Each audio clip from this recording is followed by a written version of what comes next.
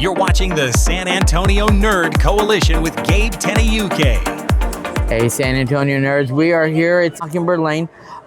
We had a lot of fun. We're still going until 6 o'clock. Come on in, get you a lot of autographs from guests, a lot of celebrities.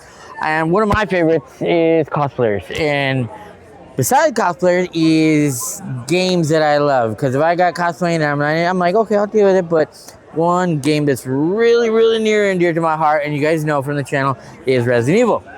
And I see this guy here, EP Wolverine, correct? Am I saying it right? Yes. All right. And you are wearing, you said you were telling me yesterday you were going to come in Resident Evil stuff, and I didn't know it was going to be this awesome. Like, I thank you. You Appreciate really that. are embodying, Leon here. It is a character who is very near and dear to my heart. Believe it or not, this was my first cosplay back in 2008, the RE4 version. And I can go into lore on that later on if you want, but it's a funny story. But like at some point in 2019, I'm like, well, I've been doing cosplay. I got picked up. I've been doing professional cosplay at that point for a couple of years. Okay.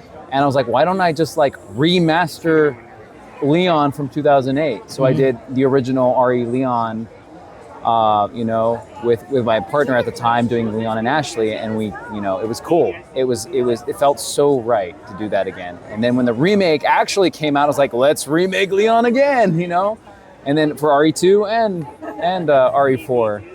But the character is near and dear to my heart because this was my first horror game when I was 6 years old on Nintendo 64. Yeah. I'm old. Not that. It's a dating game, but it's a classic game. It is. It stands the test of time. That's what I like to see. And that original one was really cool. It revolutionized gaming in every way from the beginning, and even and when RE4, the button mashing system that every other game used. Yep. Now I gotta ask you, cosplay right now it's growing more for males, but it's predominantly a female kind of covered area. How does a gentleman like yourself, pretty much carve out a spot for himself? Well, I mean, so growing up too, it was one of those things where I drove my parents crazy with Halloween. I wanted to wear the makeup. I said, full send, Mom, paint me up. I don't, vampire, I want to be pale. I want to be white. I want to have blood. And with, my brother, who is 5 years younger than me, he wanted to dress up for Halloween, but he just could not do makeup. He couldn't do, any of that. Even to this day, he's not really too much of the makeup guy. He does more for like cons, characters that he's really interested in, but I live for that. And then, sewing skills, took a little bit from my mom, especially like knitting and stuff like that. But especially with my ex, I learned more and more how to sew because at that point it was like really just, I was winging things, a lot. But I love making costumes and props. I like practical effects. Just this Friday, I hadn't done effects makeup to zombify myself in a long time, like something scary and twisted. And I liked it. I was very happy to just kind of be back in the game, in the horror scene as far as that, because I've just been like Leon and But it's always like a passion thing. You just gotta love it. If you're, as a musician too, it's one of those things. If you love it, you're gonna do it because it's for you. Yeah. And if there's a guy out there who loves to sew, which isn't really men don't want to talk about it. I'm a very uplifting person in the male community when it comes to that. I'm like, be yourself. You love sewing. There's nothing girly about sewing. Like you're learning an extra skill, so you don't have to bug anybody else. It's a skill, So basically, that's how I just kind of got into it. It's a craft. I love crafting and building things, taking things apart. I got you. And now, I know you got a wide variety of characters that I see you got in here. I see your portfolio. Is there anything you love leaning toward? I mean, that you like to do? I know Resident Evil is a good one. Being known as Wolverine, that's what set it all off, and that's what got me picked up too. It's because there was a lot of lore there. It's just so every character that I do. Just want to say this now. Every character that I do, I don't just pick up a character. I have to get into that character, but also because they have something relatable to me.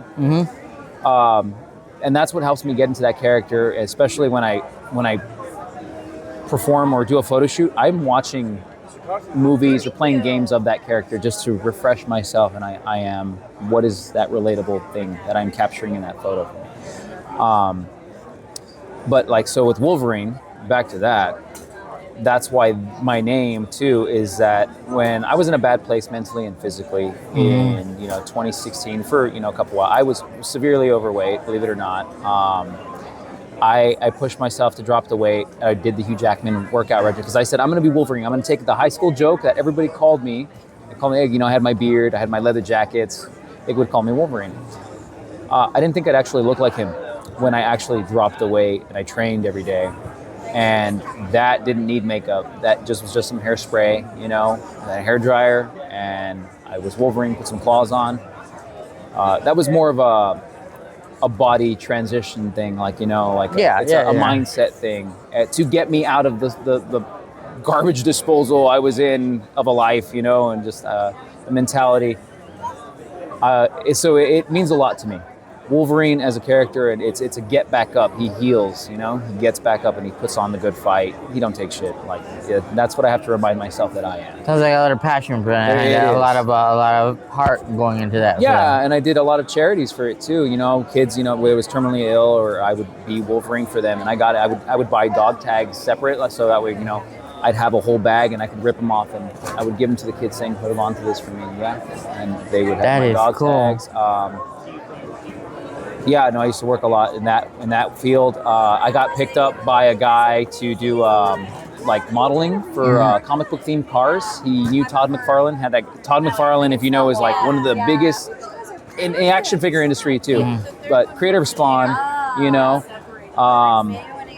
I would model for him in his cars. So that was cool. They took me to Las Vegas Comic Con, so I got to do that show, one of my first biggest shows. And from there, it was all downhill because other people saw what I was about and what I did, and they got to see more and more. And I got to be more comfortable in that skin too. I was slowly, it was nice, especially in the 18 plus con realm where I got to really be myself, Yeah. It was fun. Yeah. I love it.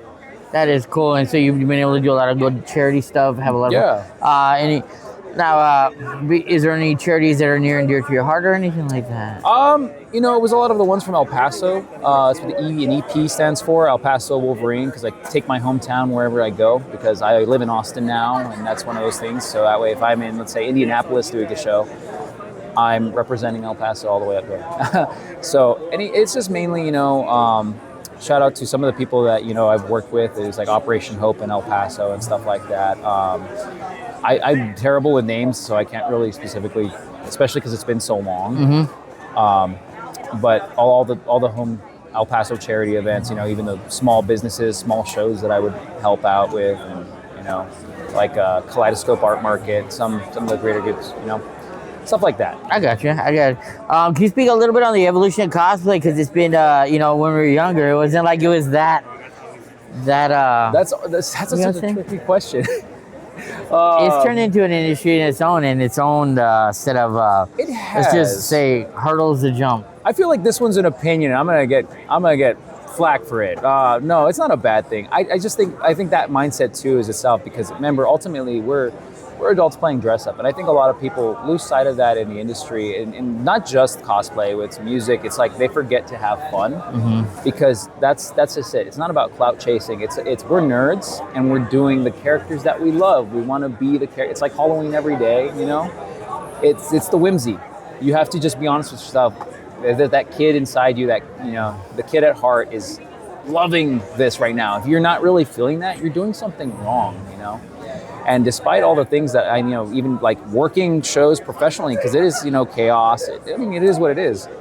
But I don't have a problem with that, because I'm having fun even if I'm here and I'm tired and exhausted. Talking to people, sometimes it can be.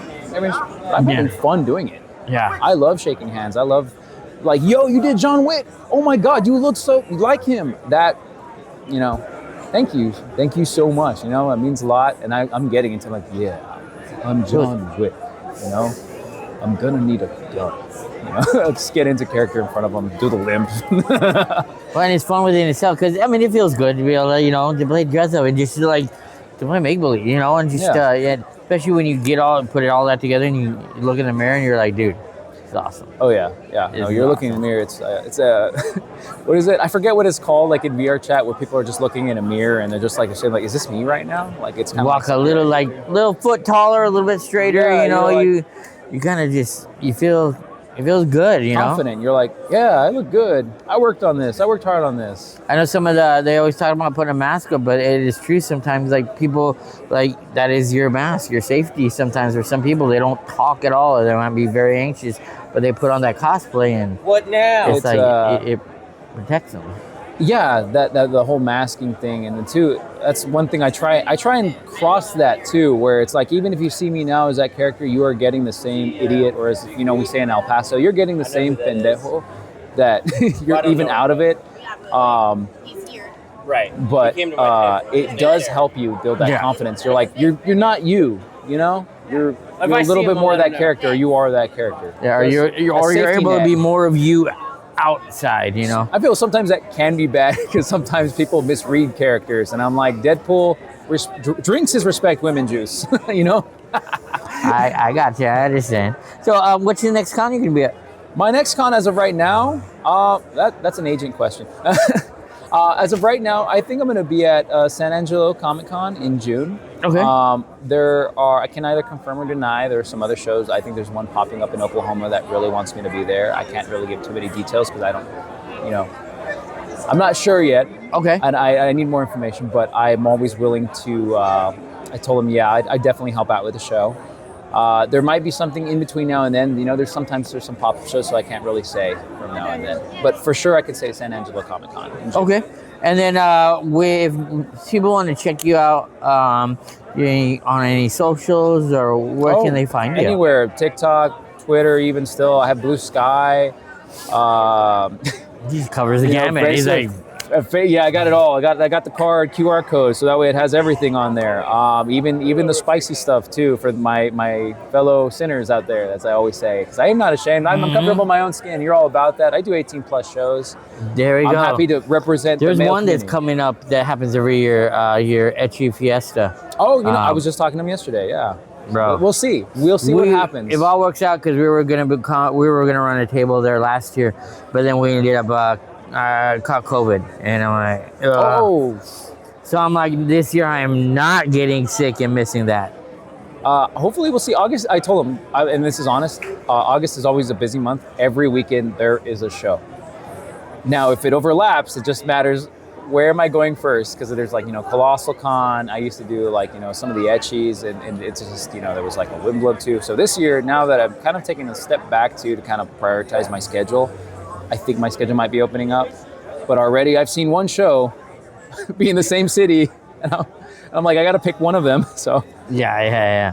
Well, I know the people that do that one here, they do a pretty good show. So if you can make it down here, we'd love to see you and hang out with you. And so I'm not too far. see ya. If it's in Texas, that's what I'm here to represent. Like I'm gonna drive. It's in Texas. There we go. Well, hey, I want to thank you for taking some time talking to me. It's good to kind of cover this part of the community, and we all love dressing up. I like when I can get in my mind, and just having fun with it. You know, and so it's enjoyable. So just keep tuned on the San Antonio Nerd Coalition, and remember, if you're watching this, you're part of the coalition. Catch you a little bit later, guys. See you later. Bye.